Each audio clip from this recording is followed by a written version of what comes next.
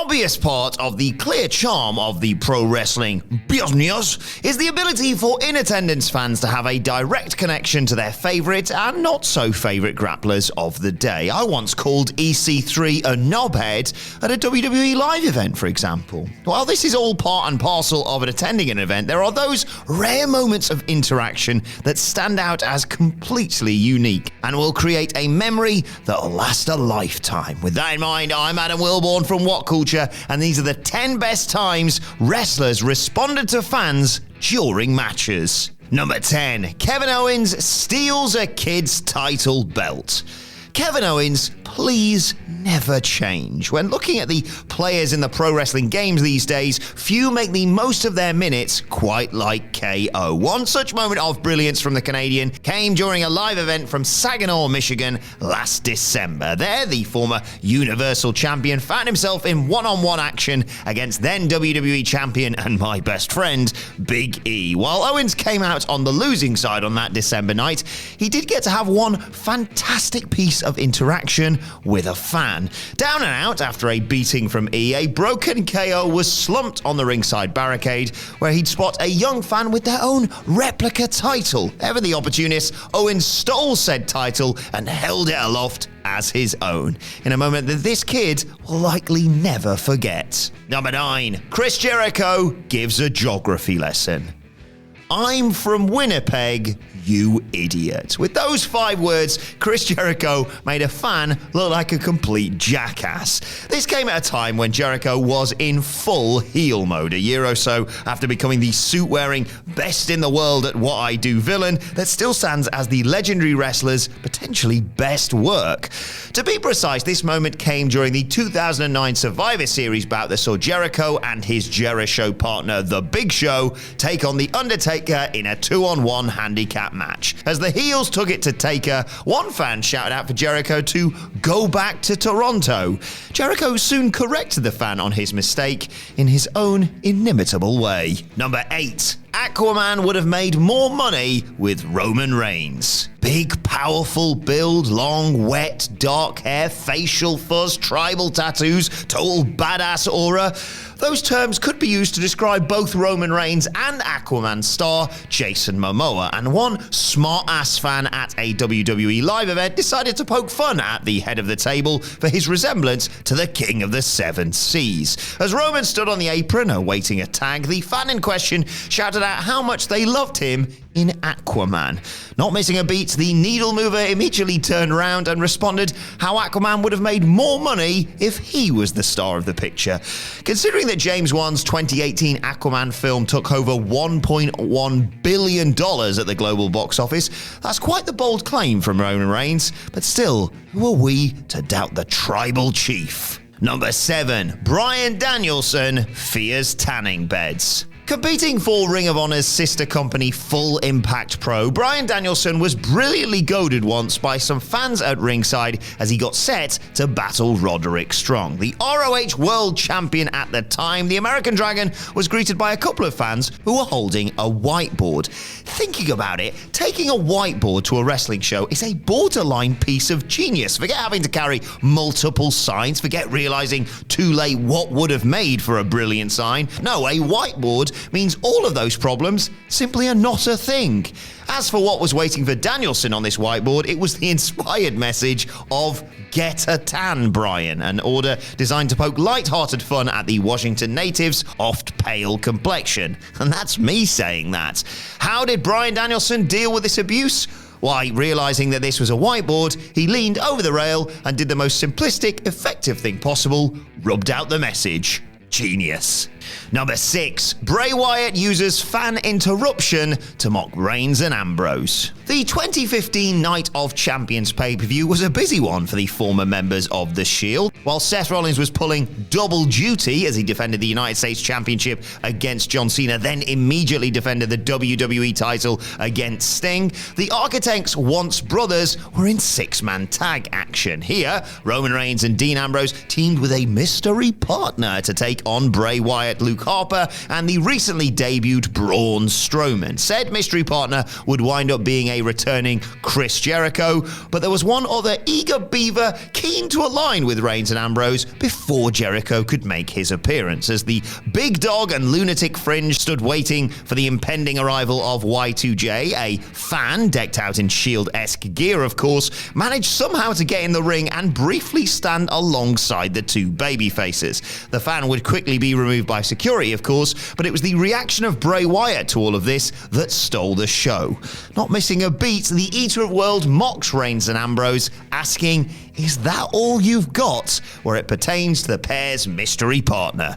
Number 5. Sasha Banks breaks Izzy's heart. Sasha Banks in NXT was phenomenal. Bayley in NXT was phenomenal. NXT period in 2015 was phenomenal. In one of the finest matches in the brand's history, in modern day WWE history for that matter, Banks and Bayley did battle at NXT TakeOver Respect in a 30-minute Iron Man match in October of that year. Having finally captured the NXT Women's Championship by dethroning the Boss 2 months prior at TakeOver Brooklyn, Bayley had her first major defense of that prize in a rematch against Banks, and for Sasha that meant she got to be a thorough bell end of the highest order.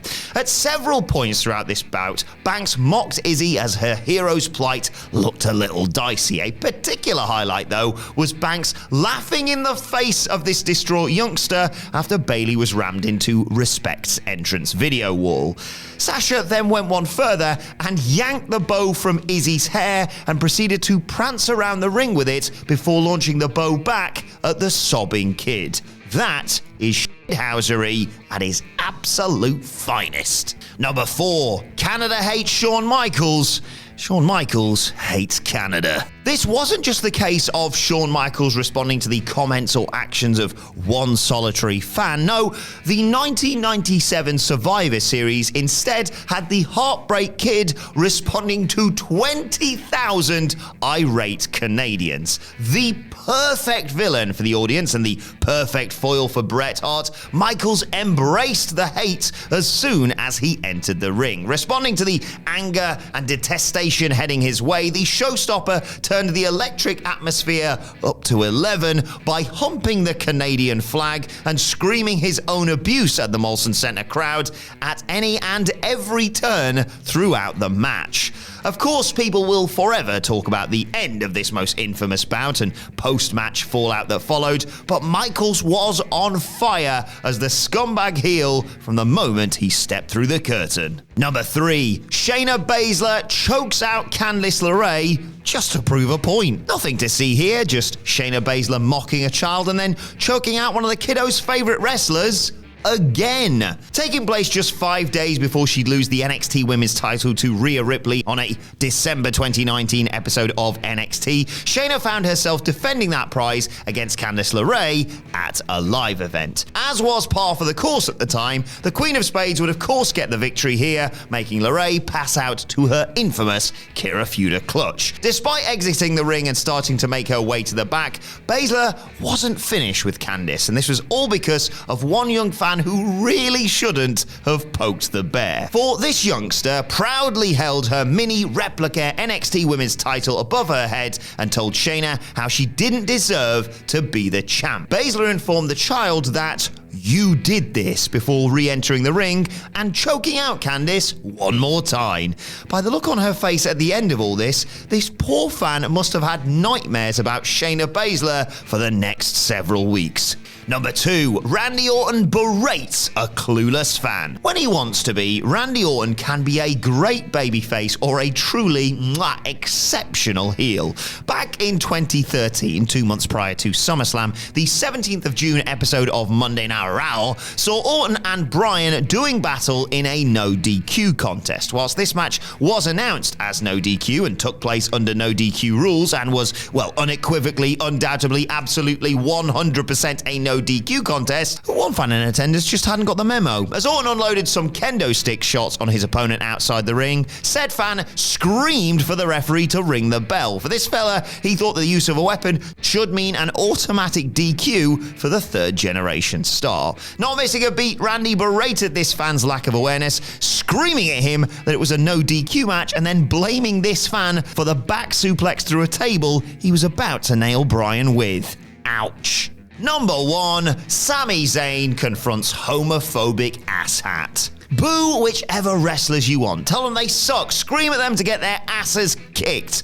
But seriously, there are lines that it is baffling to see crossed when it comes to wrestling fandom at times. Regardless of his douchey on-screen persona, and I don't think he has one, Sami Zayn is a good dude, without question. And Zayn found himself confronted by an idiot fan during a Daytona Beach house show all the way back in December 2019. There, Sami wasn't actually even competing in a match when this incident took place. Instead, he was in and around ringside while Shinsuke Nakamura took on the Fiend Bray Wyatt in a steel cage contest. After a fan was caught shouting homophobic abuse towards those in action, Sami, he wasn't playing that shit.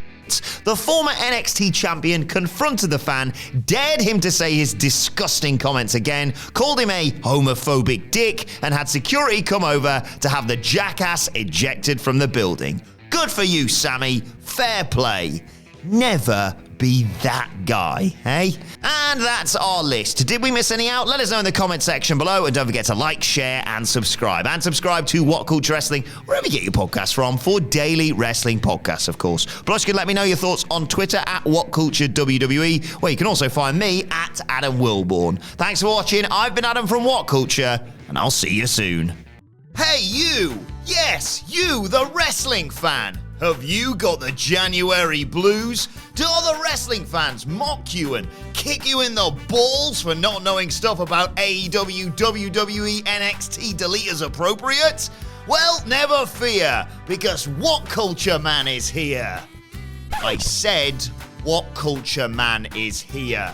And he's here to tell you that if you head to shop.whatculture.com now, you can get your hands on all these great wrestling books, plus magazines, t-shirts, and board games. Becoming All Elite by Michael Sidgwick, Development Hell by Michael Sidgwick, Shocking Wrestling Plans You Won't Believe Almost Happened, Shocking Wrestling Plans You Won't Believe Actually Happened, and 606 Wrestling Matches to See Before You Die. Thanks, What Culture Man. What Culture Man is a What Culture creation. DC Comics, please don't sue.